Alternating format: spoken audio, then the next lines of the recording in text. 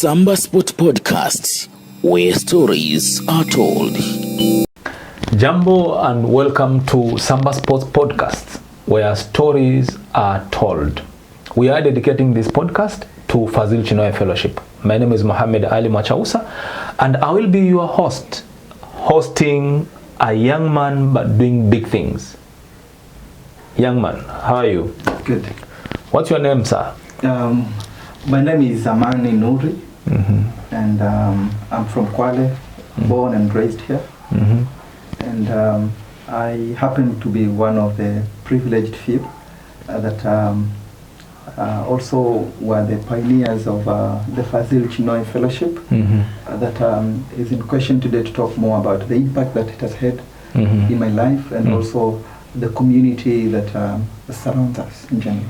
Okay, today is 30th August 2024. What significance does that day have?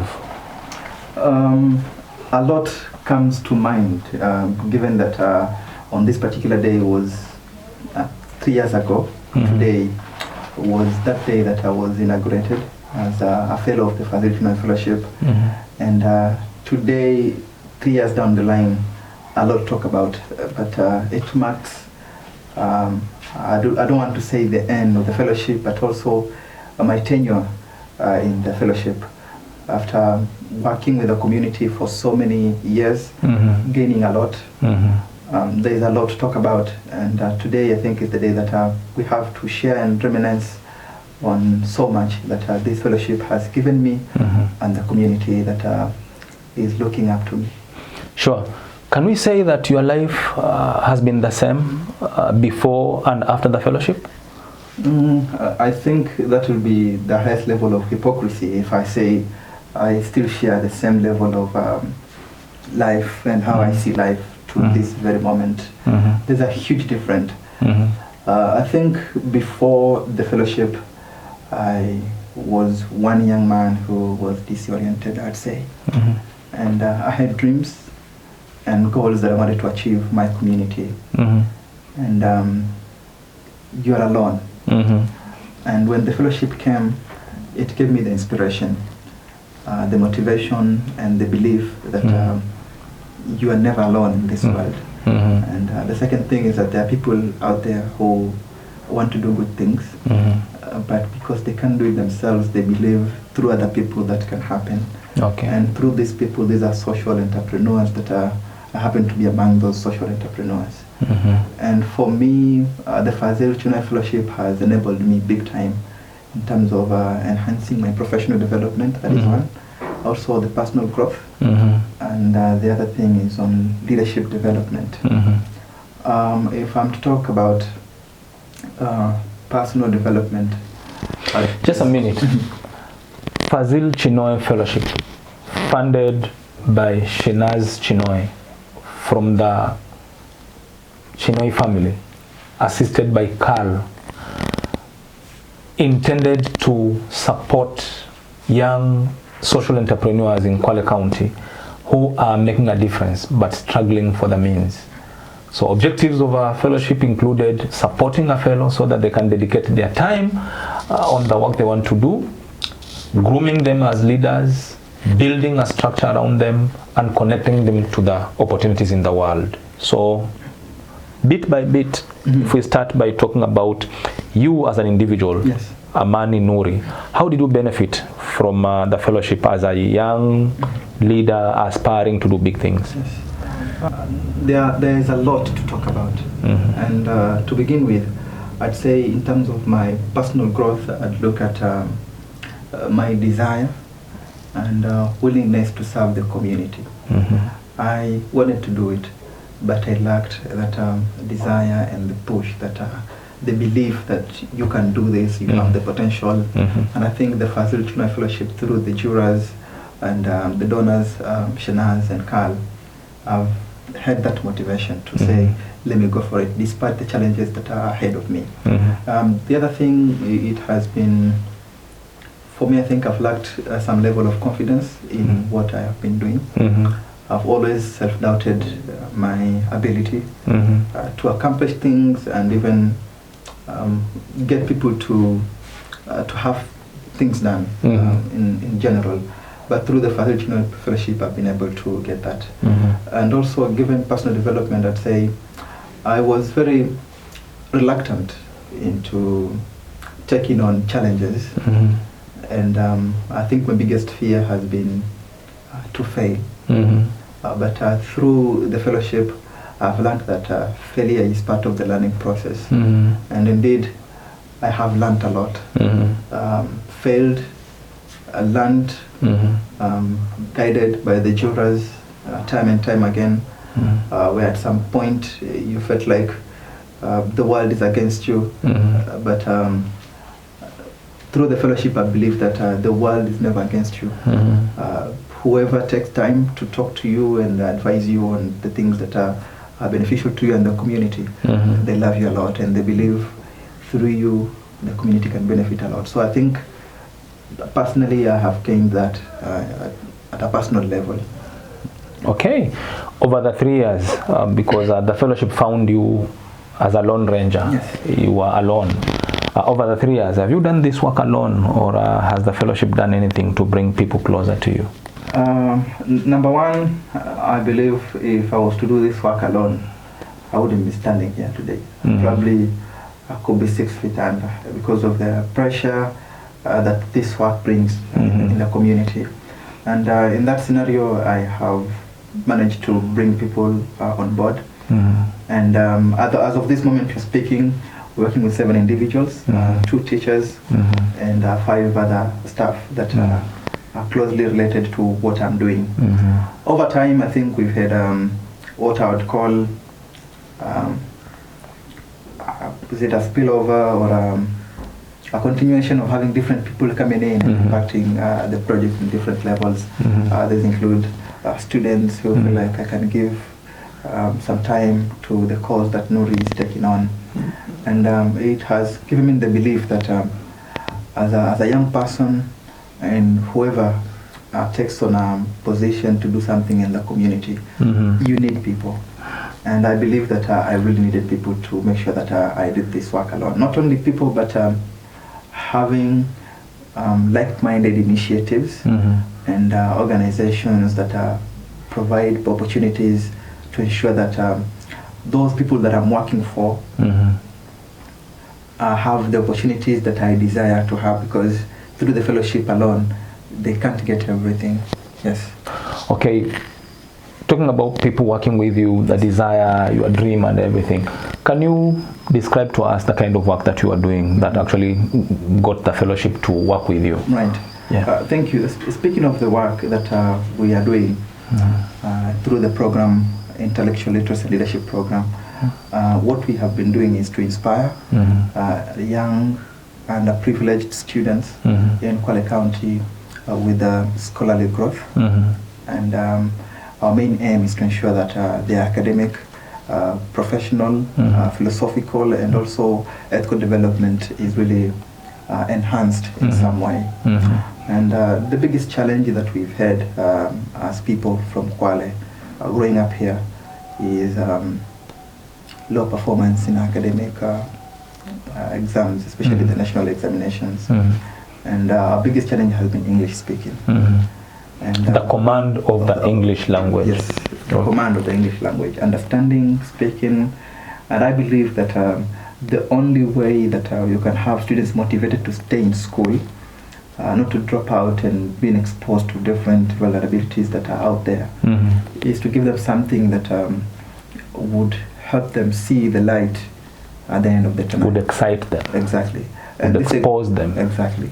And this exposure was through debating, public speaking, creative writing, and also leadership development, something that we'll talk more as we go on. Speaking of debating, I think here was to nurture the ability to express themselves, speak up the problems that we have as a nation and the people in the coastal region, because the debates we've had around the social issues regarding tourism, drug and substance abuse, teenage pregnancy, and you could see that them talking about these issues, they felt like, well, we can't solve these problems if we don't have education. And through this, now they put more efforts into the academic adventure. And I'm glad that we've been able to inspire more. I think our biggest success story is Mwanambeyu Girls, a school that would hardly produce the students to straight to the university. And within the period, we've had 4 that have went straight to the university. And I think for me, it's huge. And among others who have been enrolled into tertiary colleges and pursuing diploma courses. So I think it's good that I've been able to impart their lives in that way. Okay. Yes. Talking about Mwanambeyu, that's just one school. Maybe could you let us know what other schools, how many schools you've been touching over that period of 3 years under this fellowship? Over this fellowship, we worked with 10 schools that we were working with directly. But those that now we've had other engagement with them, over 25 schools across Kwale, Mombasa, and Kilifi counties. I gather you are a man on demand every corner. School principals calling for your attention. Come talk to our students here and there. At some point we were scared maybe you'd have to clone yourselves to have many of you to go and do the work. How did you manage that? The only way I could manage it is through the team. Dedicate some work, build their confidence and capacity, believing that while I'm not at the school servicing other schools, that someone can fill in the void and continue. And I think we've been able to do that despite the fact that maybe it wouldn't have been done to the perfection that I would be there to do it, but at least something is done in the best way possible. Yes. Talking about inspiring the command of the language of English, and we know we have several schools in Nairobi called national schools, or those are privileged schools who pride themselves as being the gurus of the Queen's language, if you may. And through the fellowship, you were able to take schools to Nairobi to battle it against the best in the country. How was that experience like? Could you tell us a bit about that? I'd say the experience was, I think, exciting for most of the learners. Most of them, it was the first time to be on the train through the standard gauge railway and being in Nairobi as well.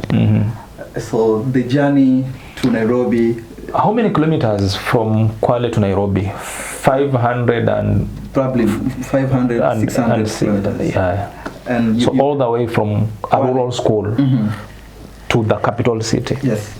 So, and remember, these are schools that are regarded as low schools, district schools. And going out there to compete with the elites of this country, Alliance High School, Jamhuri, and the likes. And Pesa Academy. Pesa Academy and more. So for them and for me, I think I cried in my heart because sometimes you have to show strength. And if they see your tears, they'd wonder why. But to me, I cried out of joy that this is happening for these students who at some point they never dreamt that they will be able to express themselves and compete at schools that they have only desired and they've only read in books and watched on television. This is courtesy of Fazil Chinoy Fellowship, a fellowship that is progressively changing lives in Kwale County. Young people who never believed in their dreams, realizing they can reach out and touch and make real their dreams. Something that I need to add is, in terms of dreams, we were able to inspire and help one of our students from Moa Boys, Abdul Chiti, to be part of the exchange program called Kennedy Luga Youth Exchange Study Program, studied in the US for 1 year. That has changed his life big time, coming in to share the impact and be part of the group as well.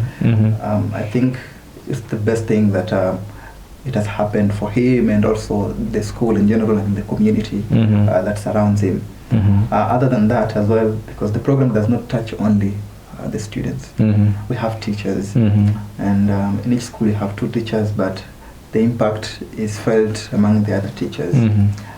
With that also, the program, through the fellowship, has been able to inspire one of our teachers, Madam Yvonne Kiseka, who will be part of the Fulbright scholars traveling to the US early this September. Now you can imagine how much we could have not done if we didn't have this empowerment and support from Fazil Chinoy Fellowship. Wow. Talking about debates, I know the schools that are under the program are just district schools. You did not pick the elites even within Kwale County. But I understand there have been debates not conducted by Fazil Chinoy Fellowship, organized and coordinated by other people. And still, the schools under the fellowship did very well within the coast region and also when going to Nairobi. Could you shed more light about that? What is the secret? The secret, I'd say, number one, there is some level of determination that I deserve a place on the table. And it doesn't come easy. It's for me to put in the effort, sacrifice, and let people see that I matter as well. And speaking of the performance, I think our first time in Nairobi 3 years ago, I think it was more of a getting the feel of the experience, how it is like. And how do they do it? Yes, exactly. And the second time that we did it, we were ranked 9th. That is where boys participated. They were ranked 9th out of 40-some schools that were participating. And remember, these are national schools. And they were able to beat a national school 69 points to 64. You can imagine the confidence and the willingness to say, we are from Kwale. Yes, a lot of people are writing us off. The fact that we don't speak in English, we don't want to invest time and energy into it. And through the fellowship, these learners have been inspired enough to say, we have dreams, and through this fellowship, we want to make sure that we achieve them. And they were able to debate 3 years consecutively. It is my hope and prayer that they'll be able to do it every year as the fellowship fades out, but the work will never stop. And given that scenario now, they are the champions of the coastal region in the debates. Wow. And despite having several national schools within the coast region, how many? Around 10 national schools? Probably more. But a school that is not even close to a national school because of the fellowship is the one ranked high. Okay. Let's talk about connections through the Fazil Chinoy Fellowship. Who did you attract to come and work with you, or maybe with the potential to work with in the future? The first people is the debate circle that I think have given a platform for the learners to come and showcase their skills. That is one. And number two, we've had universities like the Mombasa Aviation who have been instrumental in coming in and sharing experiences when learning about high school journalism. I think this has been our biggest motivation, and also having students come in and speak to the learners as well. And we have other organizations like Stretches, a youth organization that has been able to help in terms of the organizational structure, like how do I manage teams coming afloat. But there's so many to talk about, like Yali in East Africa, Regional Center, and many others. But I think my sincere gratitude would go to Samba Sports because the grooming, the guidance, and the support that they have given to ensure that the program lives and has bigger impact on the people can never be underestimated at any level. Okay. Yes. Thank you very much. Warm, beautiful stories. We can't spend the entire day, but given a time, we can talk about this again. But today, any closing remarks that would like to tell Fazil Chinoy Fellowship? Number one, I would want to extend my sincere gratification to Carl and Shanas Chinoy. I think Nuri would have been a weaker, someone who is not self-confident, not even close to where he is as a leader of the moment if it wasn't for the opportunity that was presented to me.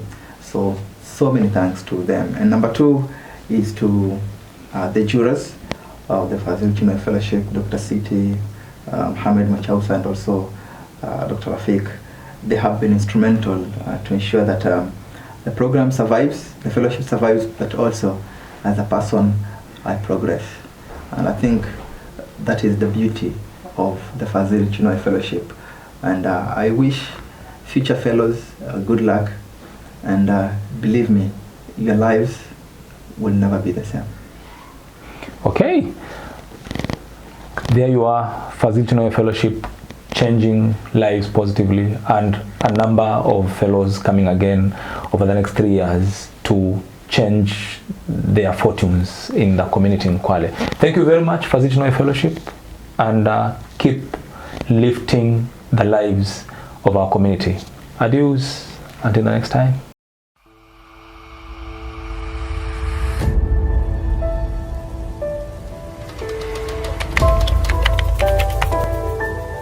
Samba Sport Podcast, where stories are told.